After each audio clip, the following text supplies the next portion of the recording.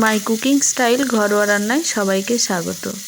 আলু ভাজা দেখে বুঝতে পেরে গেছো নিশ্চয়ই মাংস হবে। আর আজকের মাংসটা একটু করব অন্য রকমভাবে, মানে যা মশলা দেওয়া হয় তাই দেব। আর এখন যেহেতু শীতকাল, ক্যাপসিকাম, ধনেপাতা এগুলো বেশি পরিমাণে ওঠে। এখন তো সব সময় পাওয়া যায়, কিন্তু এই টাইমটাতে বেশি ওঠে। সেই জন্য ক্যাপসিকাম আর ধনেপাতা দিয়ে করব, কারণ বেশিরভাগ আমাদের চিকেনই খাওয়া হয়।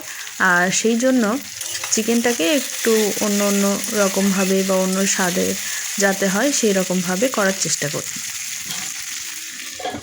প্রথমে আমি আলুগুলোকে ভেজে নিয়েছিলাম, তারপরে জিরে ফোড়ন দিয়ে, তেজপাতা আর শুকনো লঙ্কা ফোড়ন দিয়ে পেঁয়াজ কুচিগুলো দিয়ে ভালো করে ভেজে নিয়েছিলাম। তারপরে আমি আদা রসুন বেটে রেখেছিলাম সেটা দিয়েছি, দিয়ে কিছুটা পরিমাণ টমেটো দিয়েছি, প্রায় 2টো মতো টমেটো আমি কুচিয়ে দিয়েছি। আর সমস্ত গুঁড়ো মশলা দিয়ে ভালো করে মশলাটাকে কষিয়ে নিয়েছি।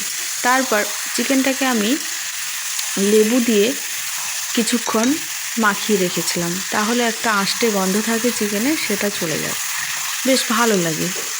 এবারে আমি চিকেনটাকে দিয়ে মশলার সাথে ভালো করে মিশিয়ে নিচ্ছি। একটু কিছুক্ষণ কষানোর পরে 5 থেকে 7 মিনিট কষানোর পরে আমি ভেজে রাখা আলুগুলো দিয়ে দিলাম, কারণ আলুগুলো বড় বড় করে কেটেছি আর চিকেনটা সেদ্ধ হতে যেহেতু বেশি সময় লাগে না, সেই জন্য দিয়ে দিলাম।